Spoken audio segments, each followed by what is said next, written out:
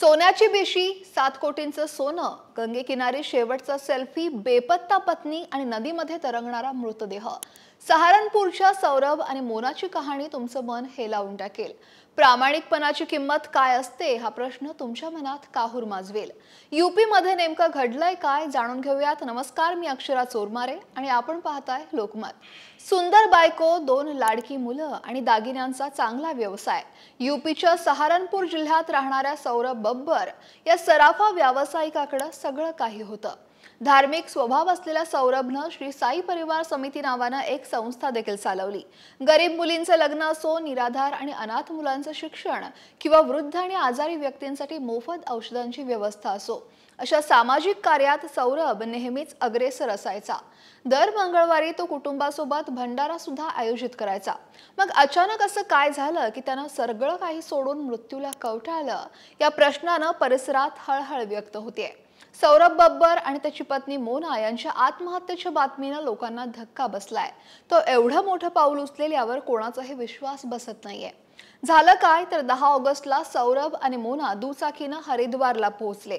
तिथं पोहोचल्यानंतर त्याने सेल्फी घेतला आणि गंगा नदीत उडी टाकली.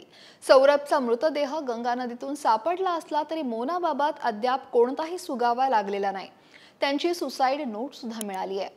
कर्जबाजारीपणामुळे आत्महत्या करत असल्याचं या दोघांनी आपल्या सुसाईड नोटमध्ये लिहिलंय.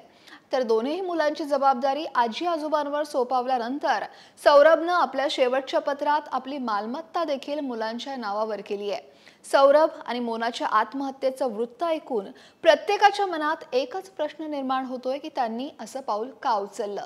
तर या संपूर्ण प्रकरणामागे एक गोष्ट आहे, ती म्हणजे 7 कोटी रुपयांचं सोनं. सौरभ सहारनपूरमध्ये गोल्ड किटी सेव्हिंग नावाची बेशी चालवायचा. या बेशीच्या माध्यमातून तो लोकांकडून दर महिन्याला लोकांमार्फत पैसे गुंतवायचा आणि या बदल्यात या सदस्यांना ठराविक मुदतीनंतर नफ्यासह सोनं हे दागिन्यांच्या स्वरूपात परत करायचा. सौरभ हे काम अनेक दिवसांपासून करत होता. त्याच्या या बेशीमधल्या सदस्यांची संख्या शेकडोच्या घरात होती. तिथल्या स्थानिक वृत्तपत्राच्या माहितीनुसार सौरभनं यूपीच्या सहारनपूरमधल्या एका व्यावसायिकाकडून त्याच्या सोन्याच्या बेशीच्या माध्यमातून सुमारे 100 लोकांना सोनं देण्यासाठी 7 कोटी रुपयांचं सोनं बुक देखील केलेलं. सौरभच्या या बेशीचा 10 ऑगस्टला शेवट होणार होता आणि 11 ऑगस्टला त्यानं सगळ्या सदस्यांना लेखाजोखा करण्यासाठी आपलं सोनं घेण्यासाठी बोलावलं होतं. मात्र काही दिवसांपूर्वी सौरभनं ज्या व्यावसायिकाकडे सोनं बुक केलेलं त्याचा मुलगा 7 कोटी रुपये घेऊन दुबईला गेला. सौरभनं व्यावसायिकाकडून पैसे परत मिळवण्याचा खूप प्रयत्न केला, पण तो शेवटपर्यंत अपयशीच ठरला. सौरभवर आधीच सुमारे 3 कोटी रुपयांचा कर्ज देखील होता आणि आता हे 7 कोटी. इकडे कर्जदारांचा दबाव देखील त्याच्यावर वाढू लागलेला आणि या परिस्थितीमुळे सौरभ आणि त्याची पत्नी मोना यांनी जीवन संपवण्याचा निर्णय घेतला. 10 ऑगस्टला सौरभ त्याच्या पालकांकडे गेला आणि सगळं काही ठीक होईल असं त्यांना सांगितलं, आश्वस्त केलं.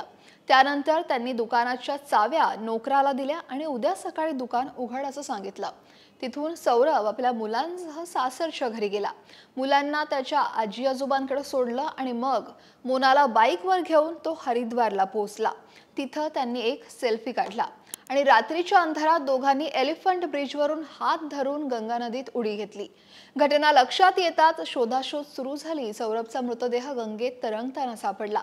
मोनाचा मृतदेह अजूनही सापडलेला नाही.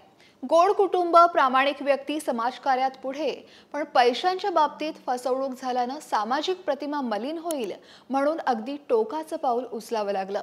या सगळ्यासाठी जबाबदार कोण? ज्यांच्याकडून सोनं बुक केलं तो सराफ, पैसा घेऊन पळून गेलेला सराफाचा मुलगा, कर्जदारांचा दबाव की बेशीमध्ये पैसे गुंतवलेले लोक ज्यांचे पैसे सौरभ परत देऊ शकत नव्हता.